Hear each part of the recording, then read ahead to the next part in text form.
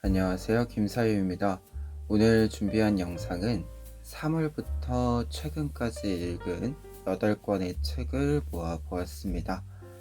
한 권씩 소개해 보도록 하겠습니다. 첫 번째로 소설 분야에서 단편집 2권 소개해 드리도록 하겠습니다. 첫 번째는 문지혁 작가님의 고잉홈입니다. 출판사는 문학과 지성사입니다. 책은 한국과 미국 그리고 이민 플러스 코로나라는 공통된 배경들을 가지고 있는데요. 총 9편의 단편이 수록되어 있고 한국인이자 미국에서 생활을 하고 있는 사람으로서의 애환들이 담겨져 있습니다. 특히 각자의 싱숭생숭함들이 있어서 이 고민들과 그리고 타지 생활에서 겪게 되는 어려움들에 대해서 많은 고민들을 좀 발견할 수 있게 해주는 소설들이 담겨져 있었고, 실제로 문지혁 작가님의 유학생활 그리고 초급 한국어와 중급 한국어에서 보여지고 있는 이 등장인물 문지혁의 타지 생활, 미국 생활에 대한 이야기들이 좀 겹쳐져 보이는 장면들도 있어서 작가님의 작품을 좋아하시는 분들이라면 또 재밌게 읽을 수 있지 않을까 합니다. 그리고 특징을 하나 더 이야기해보자면 소설집이 이 공통된 키워드, 배경을 가지고 있기는 하지만 각각의 작품에서 독특한 분위기들, 설정들이 조금씩 있는데 이 부분들 때문에 그런지 이제 첫 시작 소설인 에어메이드 바이오그래피로 시작을 해서 마지막 작품인 우리들의 파이널 컷으로 이렇게 끝나는 차근차근 진행되는 과정에서 점점 더 이 소설에서 다루고 있는 이 이민자들의 삶에 대한 타지 생활을 하고 있는 사람들에 대한 어떤 무게감, 어떤 무게들이 조금씩 늘어나는 느낌을 받은 책이기도 했습니다. 그래서 신작이니까요. 아직 안 읽어보신 분들은 또 읽어보시면 마음에 드는 부분들이 많지 않을까 하고요. 다음 책 소개드리도록 하겠습니다. 두 번째 단편집은요, 무라타 사야카의 신앙입니다. 출판사는 은행나무입니다. 표제적인 신앙을 포함해서 8편의 단편이 수록되어 있습니다. 8편의 소설은 기이하고 기괴하다 라고 설명드릴 수 있는 소설들인데요. 그런데 이 소설들은 현실의 문제들을 극단으로 도립시키면서 보여지는 불편하고 잔혹한 지점들을 포착해서 묘사하고 있습니다. 그런데 이제 이 불편한 지점들의 묘사가 읽다 보면 에이 설마 진짜 이럴까? 라는 생각보다는 진짜 그럴 수도 있겠다, 이렇게 납득을 해버리는, 이 무라타 사야카의 디스토피아에 납득을 해버리는 소설들이었어요. 그래서 더더욱 이 불편한 지점들이나 잔혹한 지점들이 그냥 이렇게 넘길 수는 없는 지점들이었던 소설집이었습니다.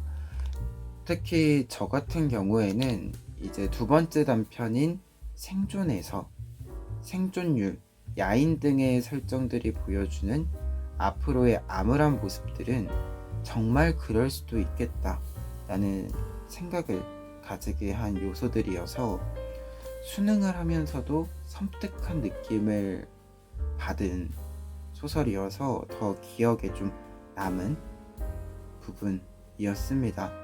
그리고 이제 주인공이 굉장히 자신의 현재 상황에 대해서 초연한 모습을 많이 보여줍니다. 그래서 더더욱 섬뜩했던 소설이었고,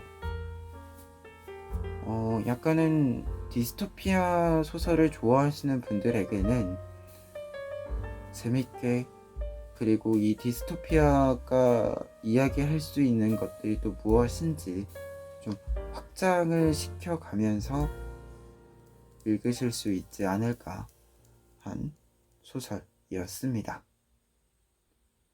세 번째, 네 번째 책은 장편 소설 분야이고요. 세 번째 책은 윤포세의 샤이닝입니다. 출판사는 문학동네입니다. 소설은 주인공이 숲으로 들어가는 장면에서 시작을 해서 기이한 현상들을 마주하고 가지는 단상들을 보여주고 있습니다. 그래서 이 단상들은 죽음에 대한 윤포세의 사유라고 할 수 있겠는데요. 특히 이 이미지들, 단상들이라고 하는 부분들이 윤포세의 다른 작품인 아침 그리고 저녁에서 보여주고 있는 삶과 죽음에 대한 윤포세의 생각들, 그리고 삶과 죽음의 연결, 삶으로부터의 끊어짐이라고 하는 여러 이 메시지들이 다시금 좀 겹쳐 보여지는 부분들이 있어서 윤포세의 사유를 조금 더 깊게 이해해 볼 수 있는 책이었습니다. 그래서 소설의 분위기가 전반적으로 좀 조용하고 고요한 상태인데요. 그러다 보니까 아면 속에서 소설을 천천히 들었다 라고 좀 저의 감상을 정리해 볼 수 있을 것 같아요. 네 번째 책은 한강 작가님의 작별하지 않는다 입니다. 출판사는 문학동네입니다. 제주 4.3 사건에 대한 증언과 기억을 다루는 소설입니다. 총 2부로 구성이 되어 있고요. 영상에서는 일부의 내용만 간단히 좀 소개를 해보자면, 작가인 경아는 작품을 내고 상흔을 가지게 되면서 혼자 지내고 있었습니다. 그런데 꽤 긴 시간 동안 연락이 끊겼던 인선에게 연락이 오게 되는데요. 그래서 인선이 있는 병원으로 산책을 하다가 이제 가게 됩니다. 그리고 이 인선이란 인물은 목공일을 제주도에서 하고 있었는데, 이 목공일을 하다가 손을 다치면서 병원을 이제 오기 위해서 제주도에서 육지로 넘어온 상태가 되는데요. 그런데 인선이 경하를 부른 이유는 제주도에서 기르고 있던 앵무새를 이렇게 좀 케어해 주기를 바라면서 병원으로 부르게 된 건데요. 그러다 보니까 경아는 갑작스럽게 제주도로 가게 됩니다. 그래서 이 경아가 제주도로 가면서 제주 4.3 사건과 이야기가 이제 겹쳐지는 흐름으로 2부를 쭉 진행을 하게 되는데요. 소설은 기본적으로 이제 제주 4.3 사건에 대해서 이야기를 하지만, 제주 4.3 사건에 대해서 우리가 어떻게 증언을 들어야 하는가에 대해서 굉장히 잘 보여주고 있는 소설이기도 합니다. 특히 이제 어떤 사건, 비극이 발생을 했을 때 우리는 그 비극에 대해서는 알지만 그 비극을 결국 후에 이어지는 이 흐름에서 어떻게 다루고 있었는가에까지는 집중하지 못하는, 이렇게 포착하지 못하는 실수를 저지르고는 하는데요. 이 소설은 특히 이 부분을 굉장히 잘 보여주고 있습니다. 특히 이 인선과 경하가 좀 보여주는 이 두 인물로부터 대표되는 어떤 입장들이라고 하는 것과, 그리고 이야기가 진행되면서 나오는 제주 4.3 사건에 대한 피해들, 희생자들, 유족들, 생존자들 등 이 많은 사람들의 입장들이 어느 역사책보다도 역사를 역사로서 좀 볼 수 있도록 해주는 힘을 보여주고 있었습니다. 특히 이 부분은 사실 소년이 온다에서부터 계속 느끼는 바인데요. 그래서 어렵더라도 이 책을 좀 읽어보셨으면 하는 좀 바람을 전해보는 책입니다. 특히 이 책에서 이제 경하라는 인물이 보여주는 여러 모습들이 결국 좀 다수를 차지하는 이 제주 4.3 사건과는 조금 거리가 있는, 당사자는 아닌 사람들의 모습을 좀 보여주는 것 같아서, 여러분들이 경하의 모습을 보면서 좀 이 역사 속에 있는 여러 비극들에 대해서 조금 더 관심을 가져주셨으면 좋겠습니다. 그러면 비문학 책 소개해드리도록 하겠습니다. 먼저 칼럼과 에세이 한 권씩 소개해드리면요, 5번째 책으로 원도 작가님의 있었던 존재들입니다. 출판사는 세미콜론입니다. 원도 작가님의 칼럼을 모은 책이고요, 경찰관으로 보게 되는 여러 장면들, 그리고 경찰관으로 가지게 되는 여러 생각들을 솔직하게 적어둔 책입니다. 이 책에서 주로 보여지는 이 장면들은요, 2가지로 정리해 볼 수 있겠는데요. 첫 번째로는 변사자들에 대한 연민입니다. 책에는 많은 죽음 이후의 상황들이 나옵니다. 그때마다 죽은 사람들에 대한 원도 작가님의 여러 생각들, 감정들이 솔직하게 표현되어져 있는데요. 이 내용들을 결국 요약을 하자면 연민이라는 단어로 요약이 될 수 있습니다. 그래서 이 연민이라는 감정으로 하여금 여러 어려운 일들, 어려운 장면들 속에서도 이 경찰관이라고 하는 직업을 계속해서 이어가는, 누군가는 해야 하는 일을 계속해서 해 나가는 원도 작가님의 모습을 볼 수 있는 분들이 있었습니다. 그리고 2번째로는 경찰관이라는 직업에 대한 부끄러움이 나타나 있는데요. 이 부끄러움에 대해서는 한 편에서, 한 글에서 아예 직접적으로 이야기를 해주고 계세요.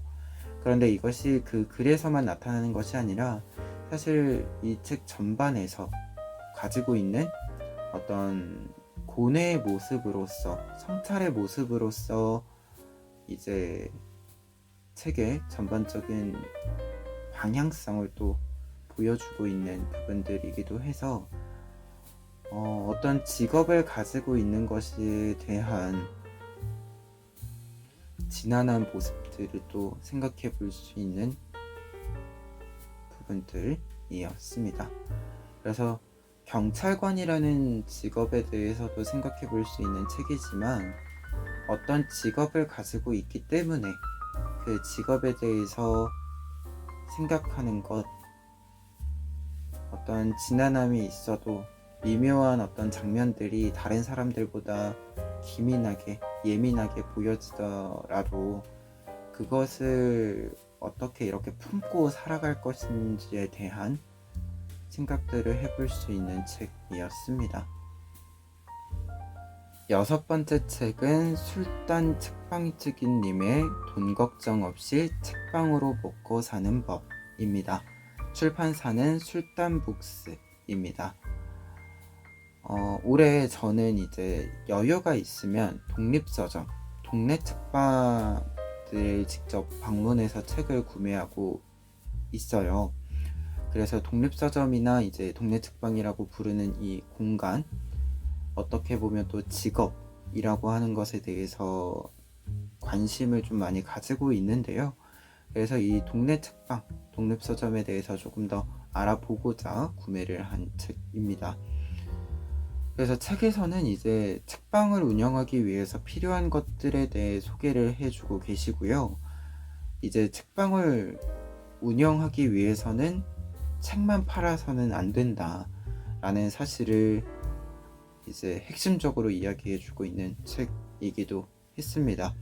그래서 책을 판매하는 것 외에 어떤 방법으로 매출을 만들 수 있는지, 그 방법들마다 알고 있어야 하는 유의점들을 이렇게 좀 잘 일목요연하게 정리해주고 계셔서 그래서 책을 읽는 사람으로서 책을 파는 분들에 대해서 알 수 있었던 책이었습니다. 끝으로 이제 빅피씨에서 나온 역사책 2권 소개해 드릴 건데요. 저는 이제 2권 모두 전자책으로 읽었습니다. 그래서 첫 번째 역사책으로는 임소미 작가님의 요즘 어른을 위한 최소한의 세계사입니다. 세계사 책으로 이제 주제사로 구성이 되어 있는 책이고요. 첫 번째 파트에서 고대사를 다루는 방식을 제외하면 4개의 파트는 각각의 큰 주제를 가지고 비교적 짧은 시간 안에 들어있는 사건들을 중심으로 구성을 하고 있습니다. 사실 이 책은 이제 처음 나왔을 때 한번 읽었었고, 이번에 다시 한번 읽은 책인데요. 2번 모두 이제 읽으면서 든 생각이 굉장히 잘 쓴 책이다. 그리고 특정 사건에 대해서 교과서적으로 혹은 일반적으로 좀 소개되고 있는 대중서들보다 좀 더 자세하게 서술을 굉장히 세밀하게 하고 있다라는 생각을 좀 많이 가지게 해준 책이었고요. 다른 역사책들이랑 근데 비교를 했을 때 세밀한데도 불구하고 부담이 되지 않는 좀 이 균형을 잘 맞춘 책이어서 굉장히 감탄을 좀 하면서 읽은 책이었습니다.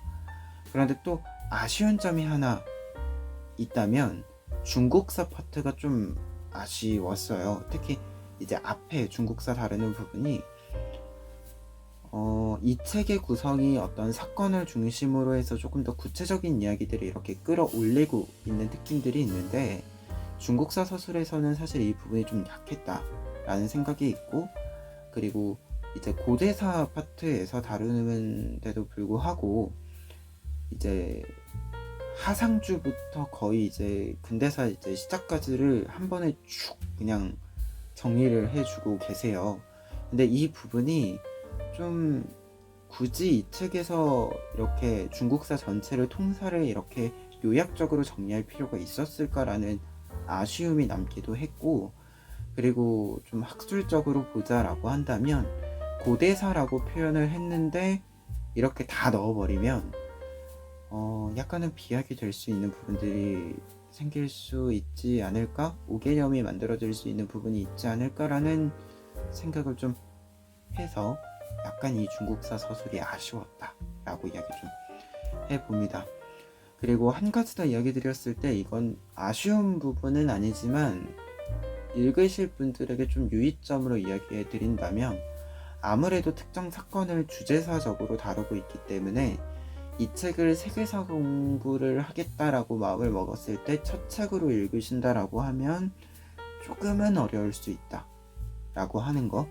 그래서 좀 통사책이라고 할 수 있는 다른 역사서들을, 세계사 책들을 한 번쯤 읽어보시고 나서 좀 더 이제 역사는 원래 계속해서 읽으면서 수정을 해 가는 게 공부기 때문에 더 나은 서술들을 찾아가고 생각해 가는 거기 때문에 그 부분에서 이제 조금 더 확장을 해가고 심화를 해가는 과정에서 읽어보시면 좋지 않을까 합니다.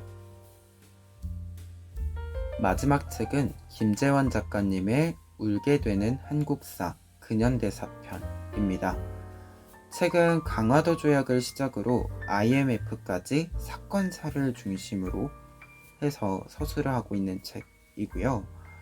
그래서 교과서의 큰 틀을 좀 따라가는 책이면서도 서술면에 있어서는 일반 백성들의 삶, 일반 국민들의 삶을 조금 더 역동적이게 표현을 하려고 좀 노력을 일관되게 보여주고 있는 책이기도 합니다.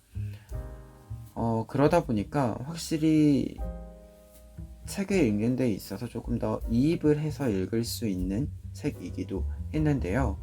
다만 한 가지 좀 아쉬웠던 점, 혹은 여러분들에게는 유의점이라고 이야기해 드릴 수 있는 부분이 대중서이기는 한데 약간 이 학술적인 언어를 완전히 이렇게 풀어서 서술한 형태는 아닌 책이었습니다. 왜냐면 제가 이제 보통 대중서들을 읽을 때 약간의 그 느슨함을 느끼게 되거든요. 어찌됐건 저는 역사를 전공했으니까 이제 좀 축약되어져 있는 학술적인 용어들을 편하게 좀 읽고, 그래서 조금 더 빠르게 읽을 수 있을 거잖아요. 근데 이 책이 딱 그랬어요. 다른 대중서들에 비해서 좀 느슨함 없이 이게 탁탁 이렇게 정리가 되면서 읽히고 있더라고요. 그래서 중반부부터 왜 이렇게 이게 좀 뭔가 느슨함 없이 이렇게 칼같이 잘 읽히지? 이렇게 생각을 하고 다시 좀 서술을 보다 보니까 약간은 좀 이 학술적인 용어가 풀어져 있지 않은 부분들이 있고, 중간중간에 활주를 사용해서 뭔가 개념적인 설명을 하고 있기는 하지만 약간은 좀 어렵다라는 느낌을, 이게 서술이 좀 어렵게 되어 있는 책이구나 라는 느낌을 좀 받았습니다. 그래서 좀 이게 난이도가 대학교 교양 수업 정도의 난이도라고 좀 이야기를 드릴 수 있는 책이라서, 한국사를, 특히 근현대사 부분을 아예 처음 읽으시는 분들 같은 경우에는 단어나 용어들 때문에 무언가 내용의 서술이 어렵지는 않은데, 중간중간에 그냥 한자어를 그대로 사용하거나 학술적인 어떤 논리 구조나 이 서술 방식을 바꾸지 않고 사용한 부분들에 있어서는 약간씩 좀 막힘이 있을 수도 있겠다라는 생각을 가진 책이어서, 이 책 또한 앞선 책처럼 첫 번째로 읽기보다는 이후에 조금 더 이게 정리를 간결하게, 그리고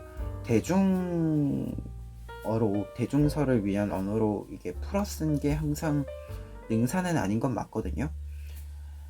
그래서 이 부분을 또 생각해 보았을 때, 다른 대중서들을 많이 읽어보신 분들이라면 좀 다른 서술 방식, 그리고 조금 더 학술적인 용어가 많이 들어가 있는 형태의 이 서술들을 한 번쯤은 읽어보시는 것도 좋지 않을까 해서 이렇게 또 추천드려 봅니다.